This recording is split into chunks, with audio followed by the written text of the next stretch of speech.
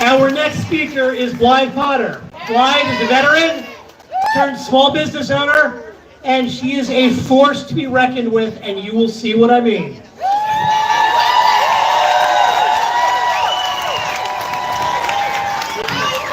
Holy moly, this is amazing.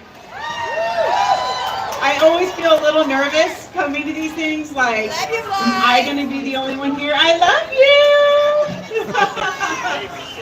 So, I want to get to know who we have here, because this is fucking awesome! I love everything about this. How many of you, if you're comfortable raising your hand, how many of you, this is your first protest? Yes! All right, Hurricane! How many of you never protested until this year? Yeah. All right, let's go! How many of you are active duty or prior service? Yes. Yep. Yep, thank you. Thank you. How many of you who've taken an oath in some capacity, my elected officials, my military members, our citizens who are from other countries, still honor their oaths and expect our president to do the same?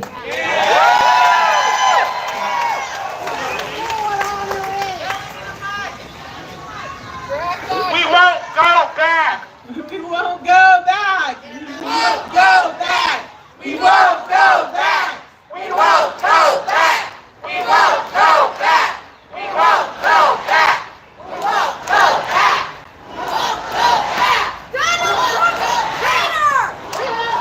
back! So, never in a million years did I think I would be doing this. This is absolutely terrifying. I haven't peed my pants and I'm not crying yet, so this is already a win for me. Personal accomplishment. I was raised, like many of you, in a very, very Christian right-wing family. I thought that was the only way. And it's interesting, because after joining the military in 2002 and having people thank me for my service, now that I'm a loudmouth bitch fighting fascism, they don't want to thank me for my fucking service!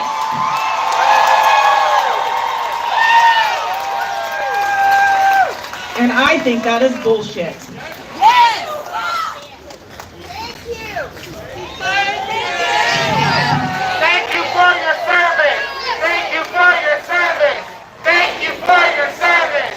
Thank you for your service! Thank you for your service! Thank you for your service! Thank you for your service! But I'd like to argue that those of us who intentionally took an oath should be held to a higher expectation, because we did that on purpose. Those of us born into this country should have already known that this was something worth fighting for, and all of you are showing up minus oath with no, probably really even care for the government right now, on a wet, cold Saturday in April. So thank you. Thank you for your service. Thank you for standing here with me. One of the coolest things to happen with the resistance or opposition, whatever you want to call this, is that I have met some really amazing human beings that I would have never met otherwise, like Scott, Brian, Amy, Kim, wherever you may be running around. So anyway, I don't have too much else to say, other than I'm really, really pissed off that there are 4 battle buddies, 4 dead soldiers that came back to American soil while Donald Trump played golf.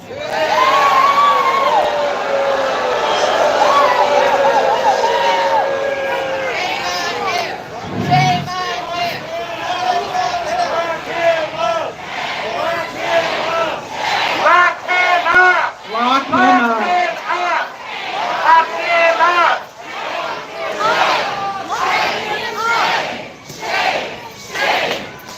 It is very shameful. But the nice thing is, we know he's not going to get better. He's not going to listen to us, so we have to keep doing this. It is going to be horribly inconvenient.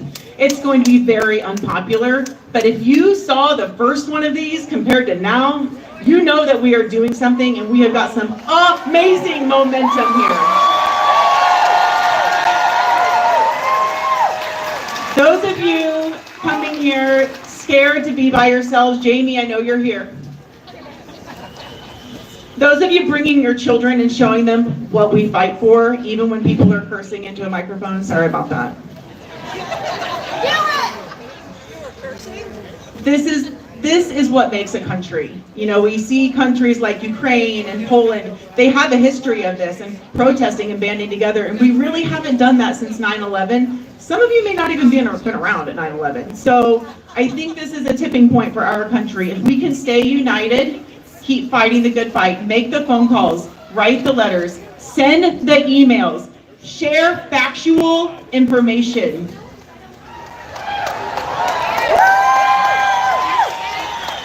Speak up when information is not factual, even if it's someone like me who's on our side. We need to be held accountable too, and we need to be expecting that from everyone that's involved in this fight. So, quick call to action, and then I'm going to ask you to join me in the oath of citizenship, because I find it interesting. We expect an oath from people who want to be here, and not from the people who were lucky enough to be born here. Those of us who are born here, even in this giant toilet that we are all swirling in right now, are freaking lucky as hell, because it could be a lot worse. And I know many of you know this. If you spent time in a third world country for war or otherwise, raise your hands. Keep your hand up if you still think we're pretty damn lucky, even all things considered. Yeah, we're pretty lucky. So, call to action. Another fun thing I do is I am the chapter lead for an organization called Bitches Get Stuff Done. So, if any of you also want to be a bitch who gets stuff done, I have a list of action items, organizations like Mad Voters and Indivisible and 50501 Indiana, to get involved. All right, it's HoosierBitchesGetStuffDone.org. I try to update it. Events around the state.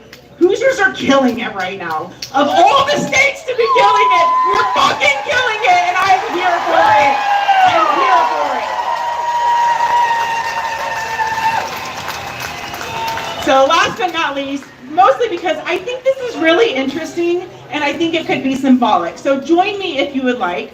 Listen if you don't, because honestly, until I started thinking about what I was going to say today, I didn't even know how in-depth the oath of citizenship is, and it's pretty powerful.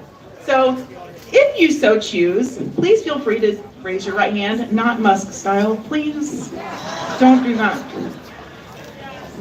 I hereby declare on oath that I absolutely...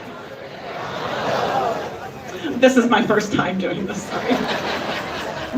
I'll remember to pause.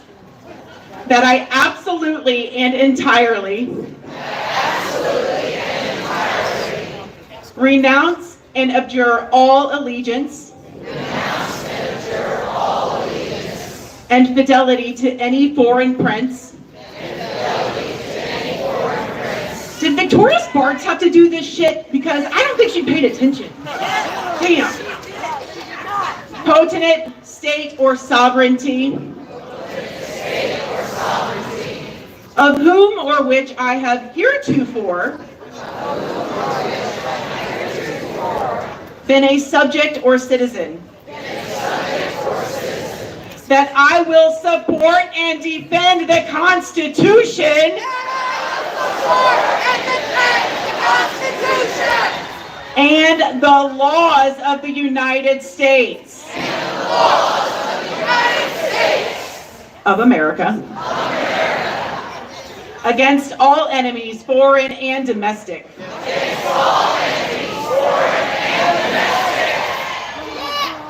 that I will bear true faith and allegiance to the same.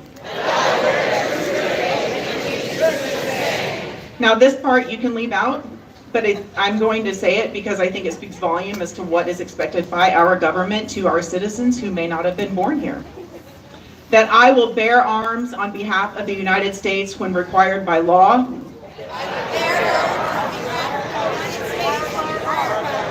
That I will perform non-combatant service in the armed forces of the United States when required by law.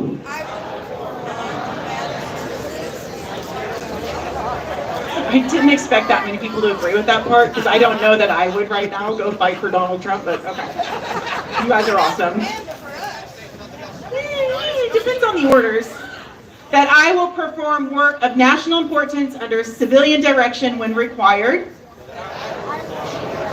National importance under civilian direction when required by the law. And that I take this obligation freely. Without any mental reservation or purpose of evasion. So help me God.